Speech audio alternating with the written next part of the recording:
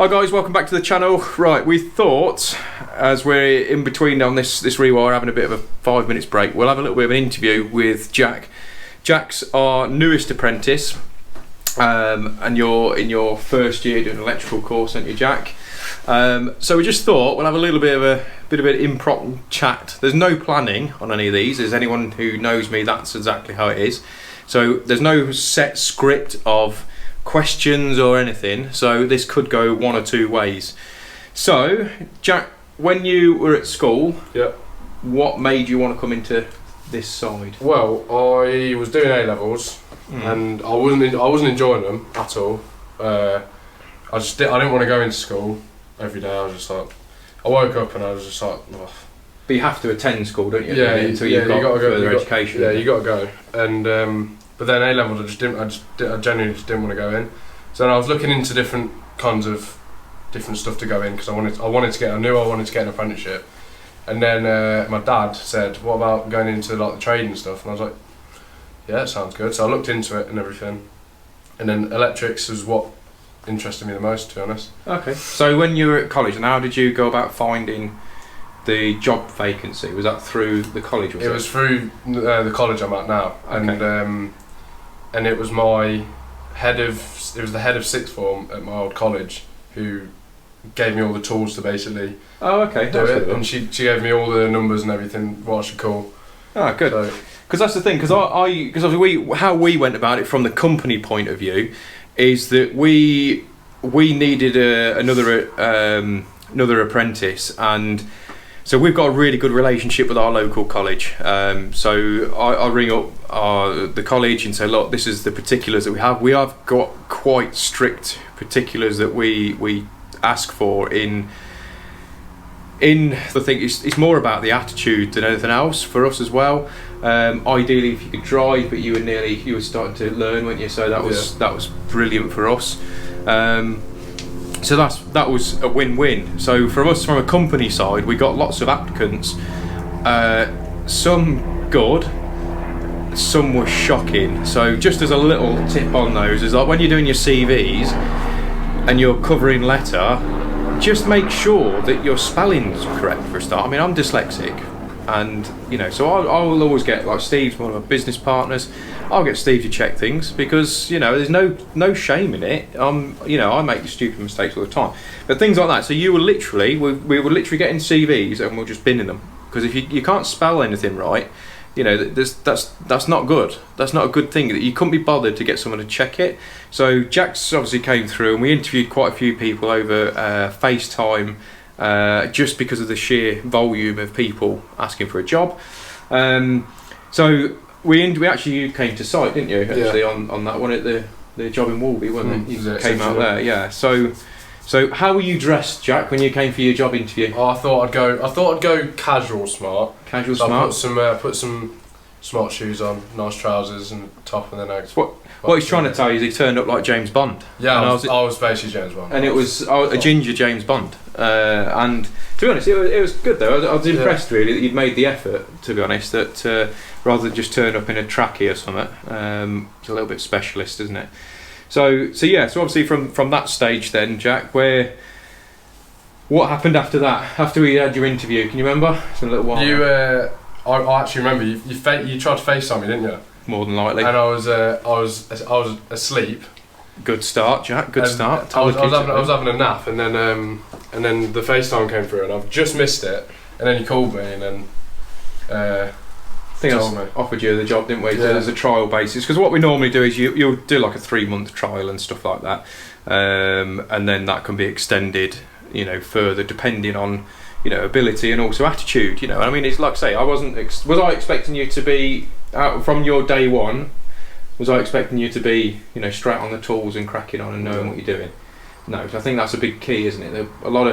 So if you were looking to go into a trade, from our point of view, there's no way that you can expect an apprentice to come in from day one and know what they're doing. So if you do think that and you're looking for an apprentice to do that, then don't bother looking because you're after the wrong thing.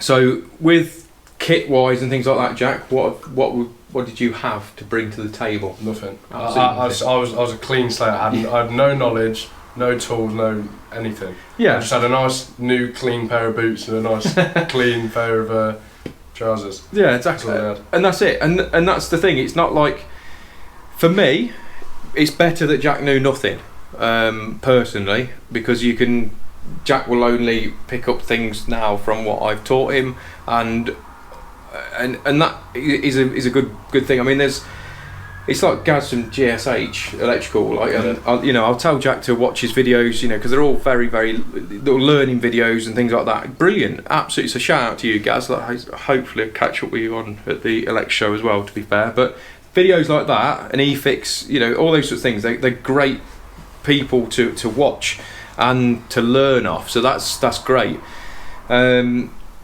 So wages wise, what did you think to your wages when you first started? Well, I knew I wasn't going to be on like 50 quid an hour, you know what I mean? Like, I've never been bothered about wages ever. No. Ever, and never been bothered about wages. I just want to have fun, just enjoy myself and learn. So how do you find your day-to-day now? Were you nervous when you first started? Yeah, oh yeah. It's quite hard, isn't it? Yeah, it is quite hard when you're coming in and from, because obviously there's 6 of us, and then you're coming straight from school world to real life world. It's quite intimidating, isn't it? I suppose, in some ways. I mean, I'm not like a, how do you put it, awkward. He's not an awkward ginger. Yeah, no, you know what I mean. I'm not an awkward ginger. He's a normal ginger. But no, to be fair, it's hard. And Jack plays rugby, which, because I used to play rugby a lot, and and my boy plays rugby, and and so that helps when. That sounds a bit weird, but rugby players and rugby families as such have got a different way about you. You don't take yourself too seriously, do you? And it's a bit more of a laugh and kind of that instant. It's an instant sort of bond, isn't it? So it's great, really, that like with that. So that I found that helped. It was a massive win for Jack getting the job. To be fair, because the rest of the lads are really into football, and I just not. It's not for me. Jack, you like football, don't you? But yeah, I like football. Yeah. I did nearly say no, he's not for me when he told me he liked football, but whatever. Gotta let him have something. So on your wages and stuff. So since you've been working with us, So it's hard to keep track of how long you've been with us now. It's but it was January, wasn't it? Yeah, but halfway through January, and it's September now, so yeah. So like 9 months. You've had your first pay rise now, haven't you? Yeah. So that'd be this month, wouldn't it? Is that this month? Yeah, this month, end of this month. So because what we've all said to everyone, and this is again that we tend to find on some of the lads that we're interviewing, we're expecting to be on massive money from day one, and I've always said this to the college that no, I'm not doing that. I'm not going to pay lads high money when it's not fair. All of our lads' apprentices have started on basically, it's just above minimum wage. We've not done minimum wage, but just above minimum wage for apprenticeships. And then we've said as soon as you are progressing and you're making more money, we will, gladly pay you more money. And that's what you're at that stage now. So Jack's at the end of this month is having his first pay rise. I won't tell you how much it is because obviously it's just not the right thing to do either, and so there's no point in messaging me because I won't tell you. Because equally all the lads don't know what each other are on, and that's the thing, and it's not a performance related thing. It's just like you've got.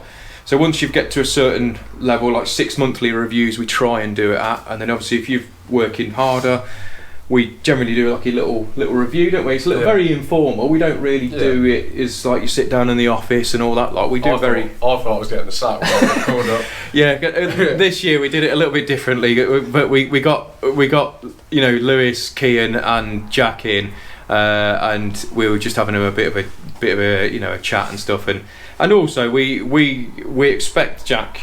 So what do we ask you to do? Tell us on those things, bits that you were going to improve on. Yeah, bits I wanted to. You said bits I think I need to improve on. Yeah. Stuff I'm going to do to improve on them, and what I'd like to learn more of and do more of, and if I've got any problems or. Yeah, exactly, and they're definitely the key points and stuff on it, because you've got. We also need to make sure that Jack is happy with working for us, and obviously if you're not, then. We will sack you straight away. You will literally be down the road with 2 seconds. But no, what we'll do is we'll just make sure if Jack wasn't happy now, you know, we'd say, look, you can stay in your job as long as you don't start playing up and being a tool about it.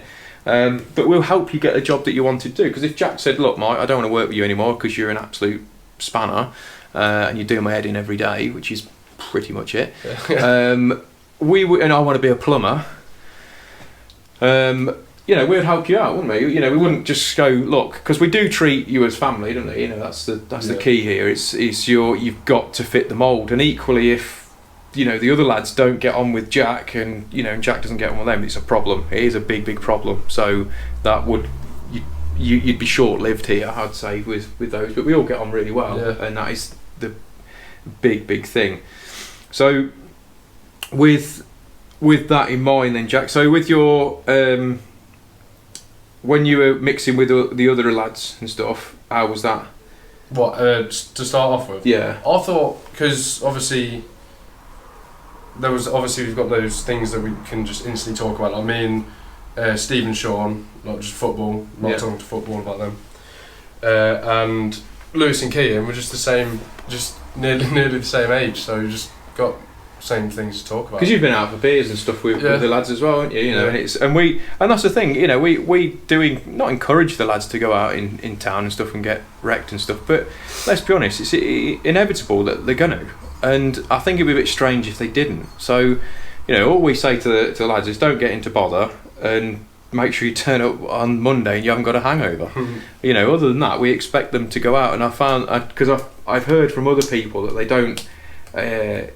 That they don't like, and I've heard very recently that their boss doesn't like them going out on a weekend and going out drinking, you know, and I find that really strange when you're 18, 19, 20-year-old lads, that what else, you know, that's normal for them to go out and stuff like that. So when you were doing your driving test and driving lessons, Jack, so that was another key part, wasn't it? So when you were doing that, so you've passed your test now, haven't you? Yeah, third time lucky. Third time's a charm. So we're all here still. You know, he's not wiped anyone out just yet. Yeah. So that was, because obviously with because you're having time off, aren't you? All those sort of things. So how do you go about doing that? With you having your time off? Just got to ask. It's communication, isn't it? Yeah, you've got to ask. You've never pulled a sickie? No. Better not have pulled a sickie. Now, these are things. So if you were going to give the best bit of advice for somebody looking for an apprenticeship, Jack, what would you say is the best thing to do? Communication, I think, and just ring up, just get your numbers, get loads of numbers of different places, and I think just apply, send your CV around. Mm-hmm. You got to make a proper good CV, I think. Yeah. Grammar, everything to the T, everything that's good about you, all your key attributes. Send them around. Look on your websites, just honestly look everywhere. Because it is hard, isn't it? There's tough competition. I think I got quite lucky, to be honest. Yeah, there is tough competition. I mean, we still get asked, you know, quite often about, even with adult learners and things like that, and whether they can come and work with us for free, and you know, and all that sort of stuff. And it's fantastic, and I would love to let people do that, but we just can't. We just can't have people who, you know, like I say, they're adult learnings and they're retraining, and I think it's fantastic, because no one should suffer in their job. And I genuinely, so I had a different career before, and I did love it at the time, but then I got to the top of my game. I couldn't go any higher, and I was only 21, so I had to retrain. There was no option for it, and it was almost like a sideways move for me, really. But I love my job. I genuinely get up every morning and I look forward to going out to work, because that to me is somebody told me years and years ago, and he was actually a gamekeeper, to believe it or not, and he said to me, I've got the best job in the world because I don't really work. And I was like, what do you mean you don't really work? And he says, well, I just get paid to do my hobby, and that's it. And that's kind of how it is. I get up every morning and look forward to going to work. I love learning new things. I like hearing from different lads, you know, via YouTube and, you know, and all that, and Instagram. I mean, that's been fantastic. Everything with YouTube and Insta and stuff have been fantastic. So, you know, I love learning new things. And this is the thing for when, even apprentices, don't be afraid to ask questions. Do you know what I mean? That's because you ask me stuff every day, don't you? How am I going to get over this? Is is this going to be a problem? And how many mistakes have you made, Jack? A lot. A lot. You do. Yeah. And that's it. How many times have you had a bollocking, Jack? None. Yeah, you've not had a bollocking yet, have you? No. I mean, there's days where you are a bit dopey, aren't you? Oh, yeah. Because you're tired, and that's it. And I get that. He's, he's essentially a teenager. But how many times you've injured yourself, Jack? A lot. A lot. I'm going to get you a Jack's injury log. Yeah, well, because obviously with health and safety and stuff, we have to have like incident books and all the rest of it. Jack's the only one in my book, for that. He has to fill those in, and but you've got to take these things on the chin. You're not. I think the biggest part of changing, would you say, Jack, is from that school life to work life is very different, isn't it? Yeah. I mean, if you had I had an apprentice a long time ago, many moons ago now, we're talking years and years, and he was answering me back and things like that, and it did not sit well with me at all, and basically I sacked him. There was no doubt about that. I sacked him, but I went round to his parents' house and told them to their face that I'm not accepting that, and that's not the way we roll. So I'm not doing it. I'm not training and giving up my time, because ultimately Jack slows me down in some ways. But I now, looking at it now, that I wouldn't be without the likes of Jack, and if Jack didn't want to work for me anymore, we would be getting another apprentice, because they are. I don't understand how people can't have or don't want to have an apprenticeship. I don't get that, how they don't want to have an apprentice. Sorry, because I find that really weird. Because they are invaluable. Now, what I would like to have is I'd like to have our lads for as long as they want a job, as long as they're still working and performing well and they're enjoying it. We want people to stay here for life. That's what we want. So do you think you're going to be a lifer, Jack? Yeah. That's it. I mean, you don't know, do you? You don't know, but you're enjoying it, aren't you? And I think that's the key. And I can see that in Jack. He's learning new things, and and you do beat yourself up, don't you, when you make a mistake? Yeah. I'm angry at myself, which is quite funny. So that's one of the reasons why I don't need to tell Jack off, because he's just tell myself off. Yeah, he just tells himself off, and you can see it plays on his mind. So it's those sorts of things, and I think nowadays he's going off to uni and stuff. He's not all it's cracked up to be. It just seems, from everyone I speak to, it just seems like they're in massive amount of debt. I mean, we look after some student houses and stuff, and you're going around there, and they don't really know what they want to do in life, and I find that really weird. And I'm thinking, you're spending like 40, 50 grand, maybe more a year for your student fees and all that lot, and you don't even know what you want to do. I find that mental, but who bloody knows? I think apprenticeships are the way forward now. I think they're definitely the way of the future, and I think this is key. Really, is that he's getting good employers. I mean, there's another channel for you actually. If you watch Nick Bundy and his channel now, Adam, his apprentice, he's doing really well. I don't know whether, do you watch Nick's stuff? No, I mean he's apprentice Adam's doing really well, and I think it's great, and I genuinely chuff for people when they are doing well. I think it's great. I was speaking to another electrician who's Nuneaton based the other day, who messaged me through Instagram, and he's that busy now. He's trying to take on more lads, and he's got 5 lads at the minute, and he wants more level 2 apprenticeships, apprentice lads or electricians, mate, because he just can't keep up with it. So the industry is good, and there's loads and loads of stuff going on, but I think it's just making that step, isn't it, from day one, coming out and going for it. I think you just got to go for it. I think so. I think because Lewis, I don't know whether you know this, but Lewis, our eldest apprentice, Lewis is just about to qualify, so Lewis is just got one module left to do, and then he's done. But Lewis did an engineering for a year, and we wanted Lou to come and work this. He did his interview. We offered him a job, but I said to him, look, stay there until you finish your qualification. So he's got his year's worth of engineering. because we just believed in Lewis would be a good lad, and Lewis has been with us 3 years at least now. He's got his engineering course. He finished that off, which was fantastic. He's never going to use it, but he's got it, rather than just chuck it down the drain. And now Lewis is what I would call semi-qualified, because he's obviously finishing up his apprenticeship. But yeah, and it was just taking that chance with people on there. So how do you find doing the YouTube stuff, Jack? I do enjoy it. You love it? Yeah, I do like it, yeah. So what's the most annoying thing about your job, Jack? Most annoying thing? Other than working with me? Yeah, I mean, your singing is a bit... It's a bit specialist, isn't it? Yeah. He's got his headphones on and he's upstairs and I'm downstairs, he's just screaming. I'm just like... keep thinking he's fell off the ladders. It's like I've had a fit. Yeah, he's just out screaming. Probably... the other day when we were doing this chat, I didn't enjoy the chases when it was red hot. That was red hot.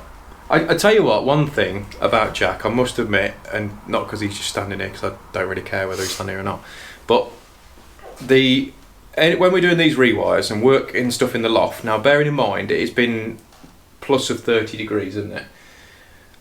I said to Jack the other day, he says, look, do you want to do the lighting circuit now, or do you want to do it another day when it's cooled off? And Jack straight away said, yeah, let's just get it done and smashed out, didn't you? I've never known anybody else to just be that, let's just crack on when it comes to that, because we all know lofts are vile. Whichever way you look at it, they're hard work, aren't they? But Jack's never moaned once, other than we have a laugh, don't we? Because you've got to have a laugh at work. You've got to enjoy it.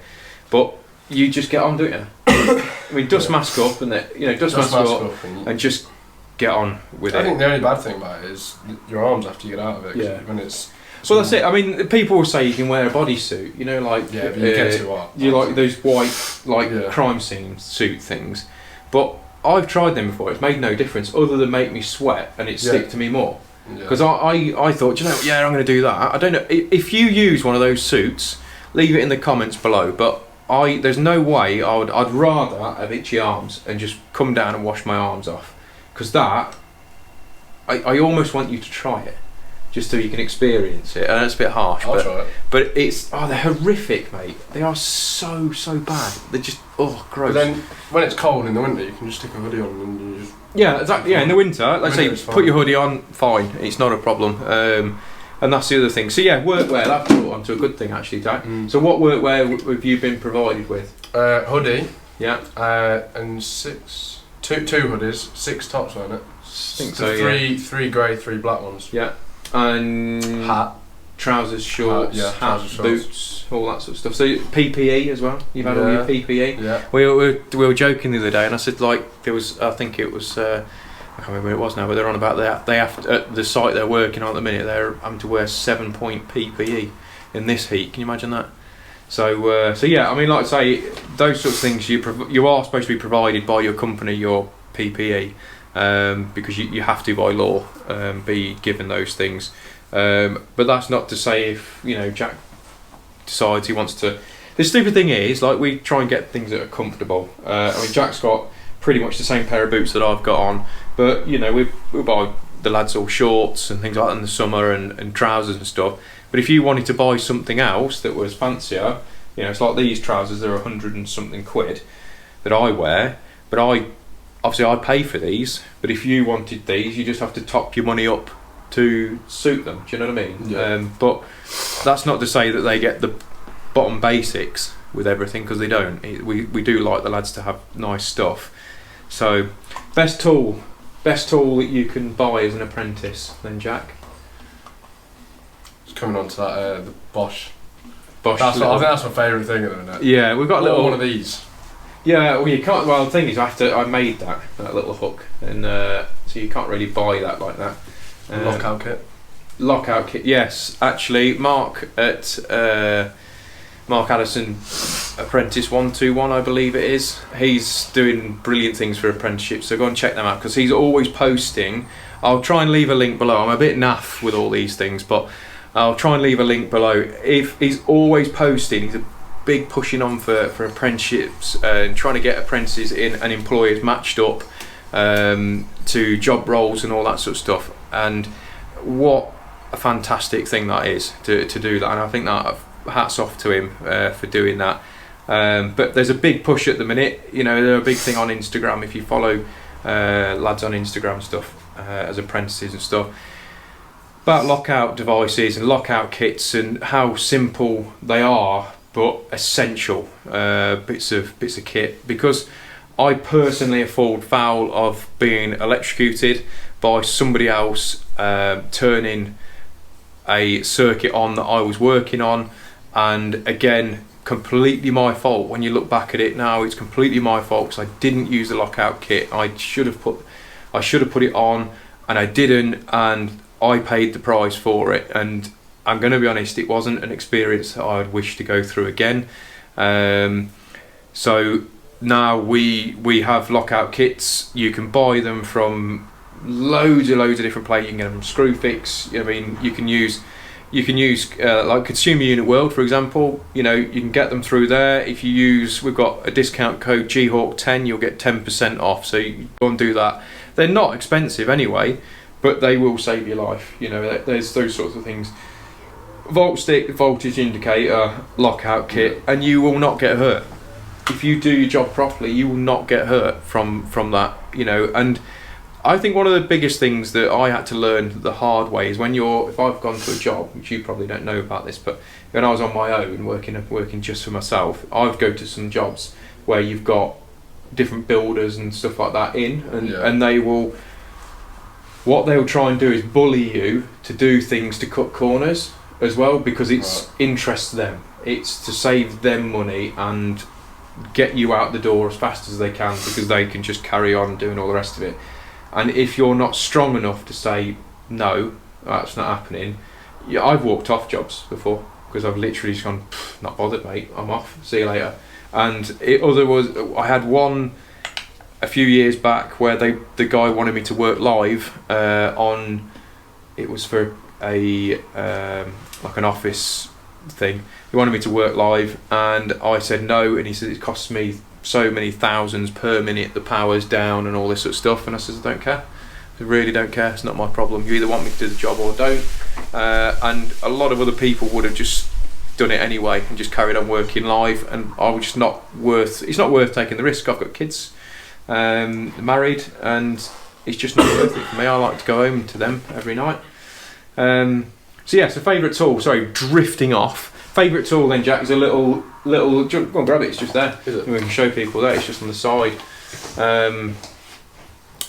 It's got to be this, or the strippers, the cable strippers. Yeah, so it's basically that, which is a little 10.8 kilovolts, 10.8 volt little screw gun, really. Yeah, you could just whip off all the light switches with it. Yeah, it's brilliant, isn't it? So much quicker. You've sort of fell in love with that, so yeah. I dare say I'm going to probably lose that. So I think from that, testing, isn't it, is trying to get to do as much testing as you can. Isn't it? Yeah. Thing is, for me, sometimes I'm under pressure from the job, you know, to get the job finished and time scales and all that. That's when I kind of just sit back a bit and just observe, isn't it? But Jack's good at asking questions as well when you're doing it. What reading should I get for that? You know, what and why is that showing that? And so it's great. So Jack is good at that. But I think if you were a nervous person, and you've got to really put yourself forward, haven't you, to ask the questions and stuff on there. So testing's a great one. But because at college, what do you learn at college, Jack? This year we've done principles of electrics, so all like resistance and Ohm's law and all that. Yeah, current. You don't do any practical though, do you? No, not we do, but not yet. Not this year, because my second year starts next Thursday. Okay. Because I came in late, didn't I? Yeah. Didn't do the health and safety. Yeah, because like I say, we've got such a good relationship with the college. Jack came to us, sort of missed the start of the year, but because we've got a good relationship and they know you know, the level of training that Jack gets, that they've managed to get you on last year's course, but he has had to catch up modules, isn't it? Yeah, so he's had to catch up modules to be in line with everyone else, because obviously it's difficult as well at the minute with COVID. There's been sort of delays and stuff, so it's worked out really well for Jack. He's been really lucky that we've managed to do that for him, because obviously it's, you know, he's got a bit of an advantage on everyone else with all that. So you're going into doing practical this year, is it? I think it's last year we do practical. Oh right, okay. When we do testing and stuff. Yeah, because the more proficient that Jack can be with everything, obviously the better. So with so if you could, what would you say for anybody else doing the job? What could you not live without if you ignore those? What tools? If you, let's say it's not for you to buy, just what we use on a daily basis, would you say? Cutters. The cutters, yeah, side cutters. And bolt stick. Yeah, volt stick, side cutters. Now, side cutters, I use these ones, which are little CK, I think they're called 6-in-1s. Which one's yours, Jack? I don't really know, but they're really blunt. SMU? Oh, no, they're I don't know. NWS's, wherever they are. So Jack uses those ones, those are my A lot ones. of them CK ones are better though. I've mine have gone blunt now. Yeah, you tend to find, you just get used to your own ones that you prefer. I've had them quite a while though now. Yeah, and About 6 months. they're little things. If you are starting out, is get yourself a set of screwdrivers and some side cutters, because it's quite annoying when if you're going, oh yeah, I need to, can I just borrow them off you? Can I borrow them off you? And it's really annoying. You don't want to be going down that road, because it is you become a nuisance then. Tidying up, isn't it? Yeah. That's the thing you've got to get used to, and doing that well, because that will separate you from one person, one trade to another. Is how cleanliness is a key. I know there's a big joke about Sparkies and stuff never cleaning up after themselves. You know, there is a big joke about that, but it's not true. I dare say there probably is some people like that, but I've never met one yet that just leaves an absolute tip for customers. And well, if you do that, you're not going to have repeat work, are you? Let's be honest. So that'd be a bit stupid, wouldn't it? But like here in rewires, it's inevitable. It's going to be dusty and stuff, so you have to get used to that. So saying that, actually, Jack, when you come after a day's work, are you spotless or filthy? Oh, I'm filthy. My car is disgusting. It's just got dust and everything. It's gross, isn't it? Hoover it about once a week.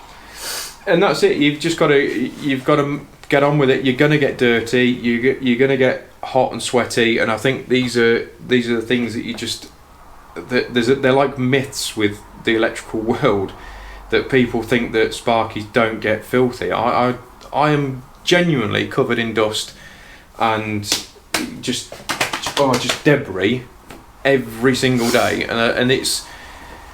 I think that's I find it really weird that people think that you never get dirty. I don't mind getting mucky, because obviously rugby and stuff. So I don't. It's part of the job, isn't it? It's dusty, isn't it? I think that's the thing. It's dusty, so you get like really dried out and stuff. But gritty. Yeah, gritty. But yeah, so I thought we'd just do a little video of what to expect as an apprentice. Like I say, if there's genuinely, if there's questions and stuff that you have, then just either leave it in the comment below or contact me through Instagram, and you know, we can just ask me what if there's questions that you wish I'd asked, then obviously I will do. Like your set hours, that's the other thing, isn't it? So set hours because I think this is a bit of a problem, because Jack's under 18, right? So Jack, under the apprenticeship scheme, Jack can only work 8 hours a day, can't you? In any one given day. So whether that's he starts early, finishes early, or starts late, finishes late, that's what Jack's supposed to do. Now, as soon as Jack goes over 18, we can work him like a dog. So you are literally going to be working 23 hours a day. And you can only got an hour to eat, and that's it. Yeah. But genuinely, once you're past 18, you can work obviously longer hours. But we don't really do that anyway. But that's something to bear in mind. Now, some people might try and take advantage of that, but that and go, well, I've done my 8 hours, I'm going. But what you've got to remember, so once you've got to that 8 hours, it's your responsibility to get yourself home. So if you're not driving, which high chances are you're not because you're under 18, you've got to make your own way back from wherever site you are at, and that also means that you've got to get yourself to that site. So in this day and age, like my college has said to me, that they do tell all apprentices that you've got to be realistic, that it's not a 9 till 5 job. But obviously we finish up at normal, reasonable times, don't we? And sometimes we've had to stop a bit later, and that's just to get the job finished and stuff, and that's great. But what they don't tend to realise is that sometimes we might be doing concreting, and we're finished at 2 o'clock, and we go home because we can't do any more because it's all concreted, it's all wet. So we might go home, but then that doesn't mean that Jack gets less pay. He still gets paid his day, because it all sort of swings in roundabouts, doesn't it? It levels itself out. So I think that's another thing that is a bit. I think it's about being fair, isn't it, from both sides of the fence? With those things. So I can drive. I don't mind when we finish. Doesn't matter now, does it? Quite often, because I leave for work at 7:30. So depending on where we are, because if Jack is driving, quite often if we're driving that's a bit more of a trek, I'll get you to come to mine, won't I? And say, look, and then just jump in with me. It saves the fuel for Jack, because you have limited mileage and all that sort of stuff, don't you? Your insurance and stuff. So it's a bit of a problem. So, there's those sorts of things. But if I didn't get on with Jack, it wouldn't happen. You just go, no, you make your own way to work, mate. And that's the key. It's about having that balance of, yes, I am Jack's boss, but equally it's nice to have Jack about, and having that relationship where if Jack had a problem that's nothing to do with work, I'd expect Jack to be comfortable enough and talk to me about it. Because at the minute, you never know what's going on in their head with obviously mental health and all that. You don't know, do you, Jack? At the end of the day, and we try and promote the lads to be as open as possible with any issues they may have, whether that's in their personal life, work life, or family life, or whatever's going on. We encourage the lads to talk about it, and we know if there's something bothering them, because we'll especially me, I'm about as open as any book you can ever get, and I will just say, what's up with you, talk to me, tell me what's wrong, and if you don't tell me, there's going to be an issue, isn't there? Because communication is a key. So on that note, we will leave you to it. We'll get cracking back to the job, but thanks for watching. I hope you've enjoyed this little video for you guys that we thought we'd make. There's probably going to be more of them because I'm getting asked to do more and more. So if you are new and you've just come across this, do us a favour, give us a thumbs up, subscribe to the channel, and we'll see you on the next one. Cheers guys, thanks for watching.